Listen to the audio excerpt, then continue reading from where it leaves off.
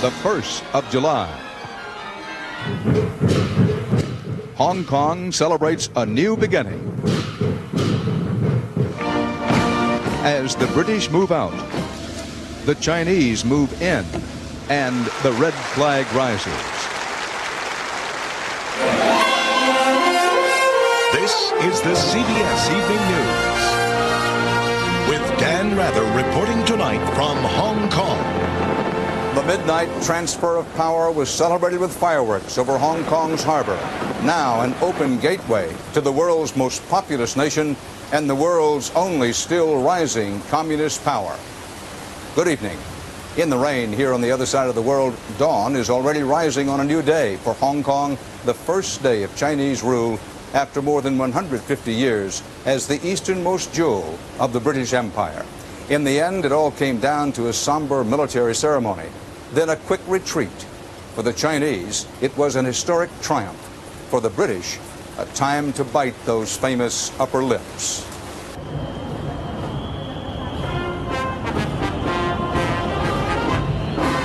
The Royal Yacht Britannia sailed out of Hong Kong harbor early this morning, carrying Prince Charles and the colony's last governor.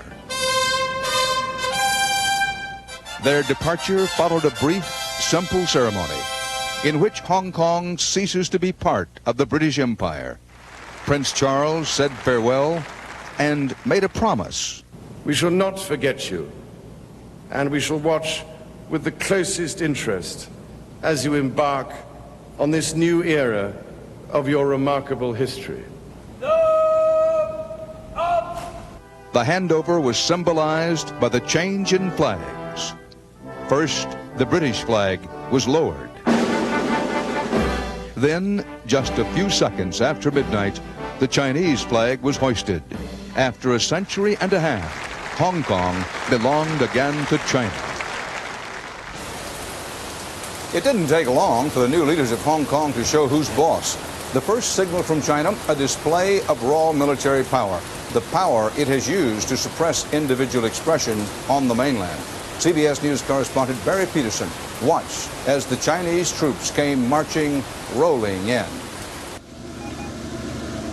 Hong Kong woke up to its first day as part of China with thousands of troops moving in. Not the best signal, say Western diplomats. Said the Chinese, it's really none of your business. Last night, throughout China and for invited guests only in Tiananmen Square, Chinese watched as the passing of a single second changed their history. All night, all over Hong Kong, it was out with the old, British symbols dumped, in with the new, Chinese symbols rising. But pro-democracy demonstrators did not go quietly into the night.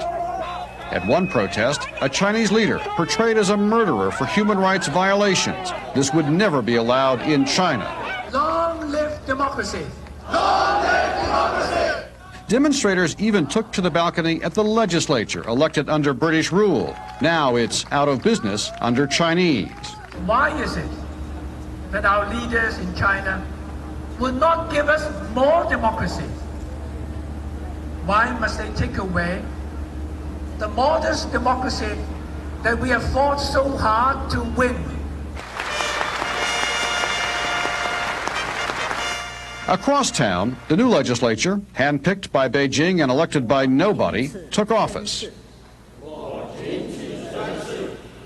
The British governor was replaced by a chief executive. The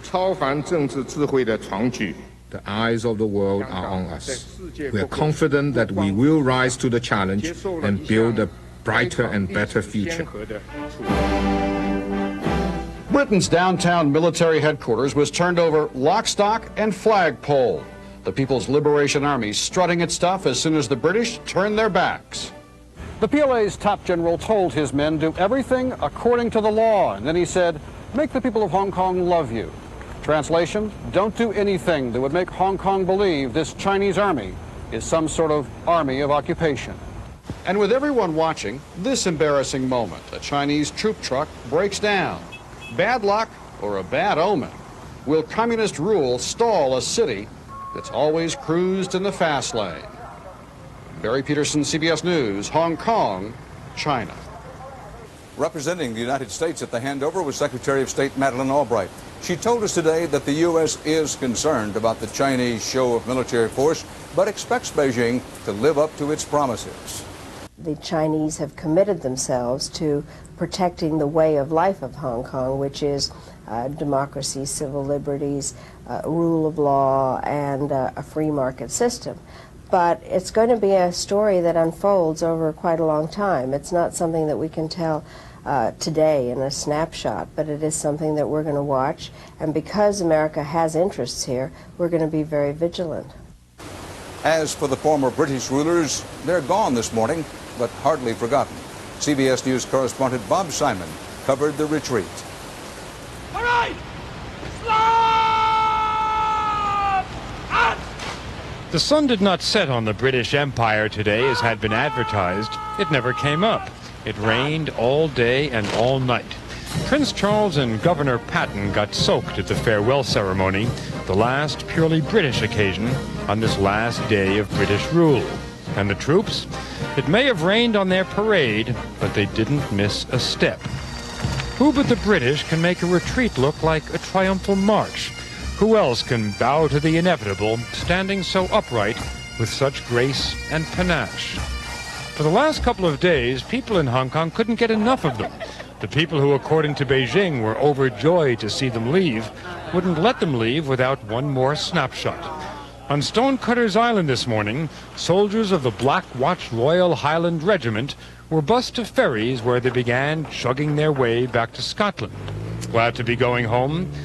What soldier isn't? And yet. It's a great sadness. I've had a wonderful 4 years here and just sad to be going. But all good things come to an end, as you guys know. In Vietnam, the last Americans turned the lights off. In Hong Kong today, the British closed the gates. It was a bit more decorous than our departure from Saigon, but the essence of it wasn't all that different. It was the handing over of a country to a tough communist regime. And this time, the first time ever, not a single shot was fired. Governor Patton seemed overwhelmed by sadness as he said goodbye to his household staff this afternoon. He made 3 tours of the driveway before leaving, a Chinese superstition indicating a desire to return. If he does, it will be as a tourist. Just before the flag came down by the Prince of Wales barracks, the prince had a few words for the incoming rulers from Beijing. Britain learnt long ago that Hong Kong people know best what is good for Hong Kong. We have no doubt that Hong Kong people can run Hong Kong, as the joint declaration promises. Out with the old, in with the new. The British marched off to Old Lang Syne as the Chinese were coming in with armor. And then the prince and the governor boarded the Britannia and sailed off into the night. Just before leaving, Patton sent a short cable to London. It read, "I have relinquished the administration of this government. God save the Queen." Bob Simon, CBS News, Hong Kong.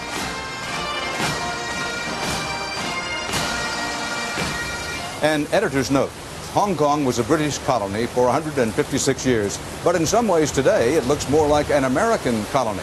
Right now there are 37,000 Americans living in Hong Kong compared with 22,000 British citizens.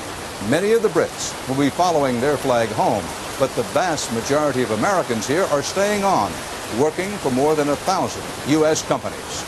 Straight ahead, Paula Zahn in New York will have some of the day's other top stories, including President Clinton's new ideas to cut federal taxes and how that could affect you. The aftermath of the Saturday night fight in the Tyson-Holyfield boxing debacle. New questions about the Persian Gulf War and the performance of high-tech U.S. weapons.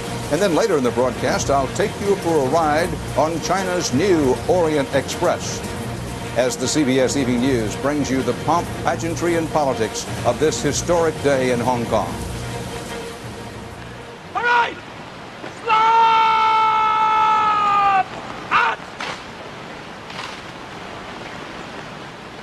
And the army... Good Good evening from New York. Boxer Mike Tyson apologized today for taking a bite out of the ear of his opponent, Evander Holyfield, in a Saturday night melee inside and outside the ring. Among other things, Tyson may have to put $3 million of his fight money where his mouth was. But that's just a small bite out of his $30 million take. Anthony Mason has the latest. Evander, I'm sorry.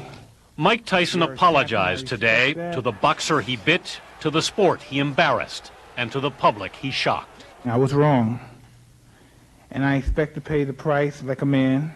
But boxing officials like promoter Bob Arum already agree that price should be high. Well, I certainly think he should be suspended for a period of 2 or 3 years and then not allowed back into the ring until he has a psychiatric evaluation.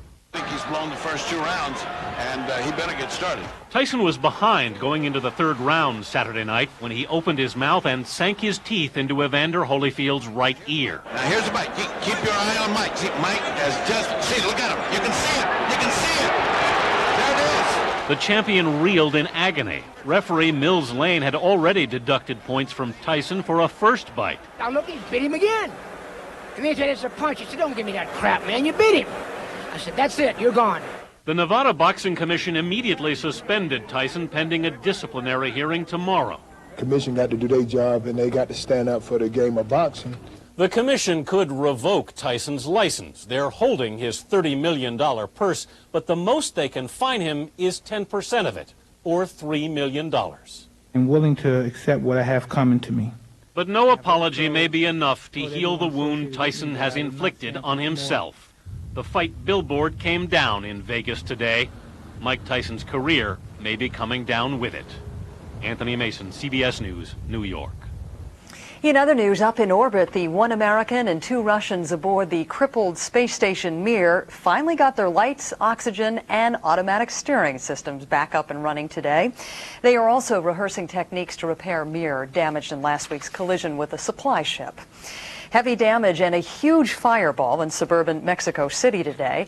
It happened when a truck loaded with natural gas collided with a train it was trying to outrun. At least 5 people were injured.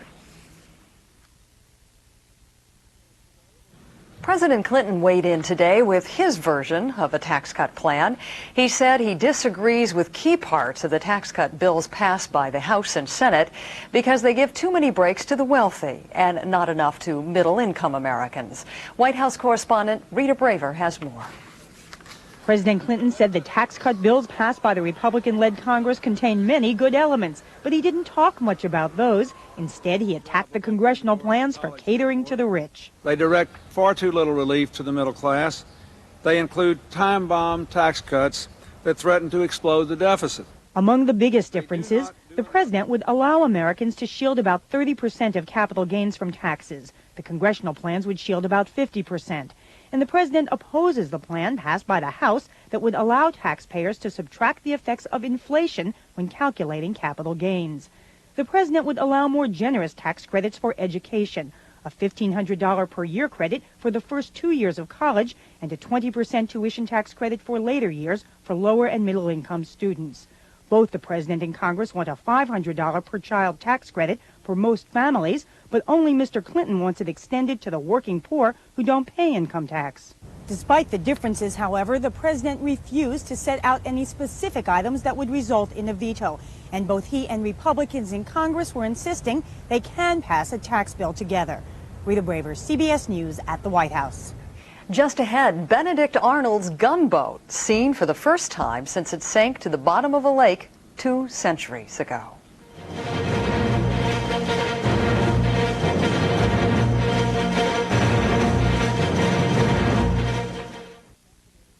U.S. government investigators today shot down some of the glowing performance reviews originally given to U.S. smart bombs, stealth fighters, and other high-tech military gear used during the Persian Gulf War. David Martin has our report. The videotapes of laser-guided bombs scoring pinpoint hits are among the most lasting images of the Gulf War. But the report by the General Accounting Office says many of the Pentagon's claims about their performance were overstated, misleading, inconsistent, or unverifiable. The question of how well these weapons performed in the Gulf War is important because the Pentagon has based much of its strategy for fighting future battles around the performance of precision-guided munitions. The precision weapons did a phenomenal job in the war, and we anticipate they will do so in the future. The Pentagon claimed bombs dropped by the highly touted F-117 stealth fighter hit 80% of their targets. But the report says the real chance of an F-117 hitting the mark was between 40 and 60%. Whatever the exact number, Elliot Cohen, who conducted his own study of the air war, insists precision-guided weapons were vastly superior to old-fashioned dumb bombs. Precision-guided weapons were, in fact, a real revolution. They opened up the possibility of hitting targets which you simply could not have hit with so-called dumb munitions. The Pentagon admits some of its claims at the time were exaggerated, but the weapons revolution is here to stay. David Martin, CBS News, the Pentagon. War history of another sort today. An underwater video camera has discovered this Revolutionary War gunboat commanded by Benedict Arnold before he turned traitor for the British. The ship is almost intact on the bottom of Lake Champlain along the New York-Vermont border. The ship's cannon is still mounted on the bow, the 50-foot mast still standing. And that is the news from New York tonight. I'm Paula Zahn. In a moment, we're going to be going back to Dan Rather in Hong Kong for a look at China as you've never seen it before.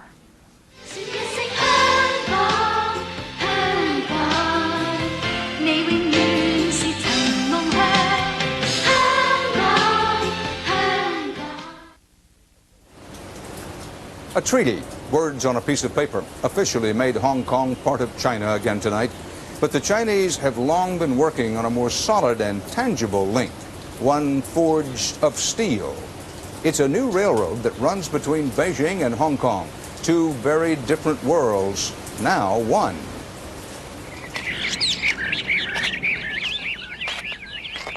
Every evening, not far from Tiananmen Square, the pace begins to quicken. It's time to board China's newest attraction, the Beijing to Hong Kong Express. Where's the top speed? Our engineer, 34-year-old Liu Li, says the train is ready to roar down the line at speeds well over 100 miles an hour. Is it safe at that speed? Guarantees no problem. No problem, okay. It's 9:30 at night. The train will travel south from the capital city, through the heart of eastern China, through towns and villages that outsiders seldom see. We've booked overnight passage in the so-called soft sleeper section of the train. We'll soon see what that means. Hello? This train carries over 1,100 passengers. Only 36 can ride in the first-class soft sleeper section. Now this is the hard sleeper area. A lot less privacy, a little less room. You get a lot of instruction on this train. No smoking, no drinking games. Don't think about laughing off the prohibitions. There are plenty of railway cops on board.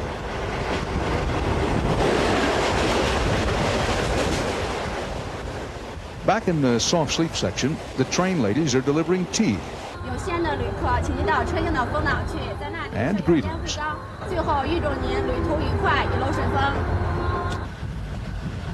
While passengers do their best to sleep, the train rolls on through the night. Breakfast time. Bowls of steaming rice porridge for the Chinese. Scrambled eggs, too.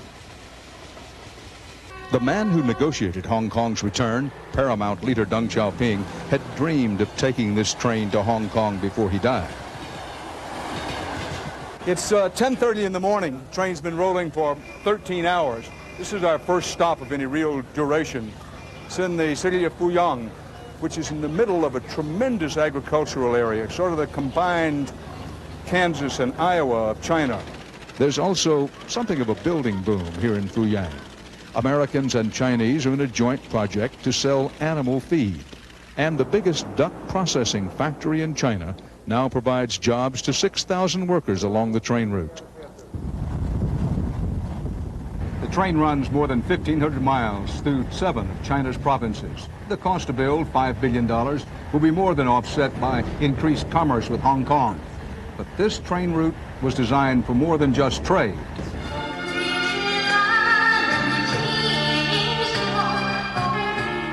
One of the most important stops is Jinggangshan, a town that played a significant role in the communist drive to power. Chairman Mao slept here. Now it's a tourist attraction. Stop, take a stroll, try on a Mao suit. Tomorrow, the Hong Kong Express takes us deep into the countryside, where people are poor and few can read or write. You will see a part of the world that in many ways has changed little in 1,000 years. China's weakness, its vast interior. Hong Kong is one of the keys to developing that interior. So it is central to China's long-range goal of becoming both an economic and military superpower. And today, the Chinese got it. They now have Hong Kong. They own it, they run it. That is why China's leaders view victory in Hong Kong as perhaps the most important triumph for Chinese communism in the last half of the 20th century. Until tomorrow's train ride, Dan Rather reporting for the CBS Evening News from Hong Kong. Good night.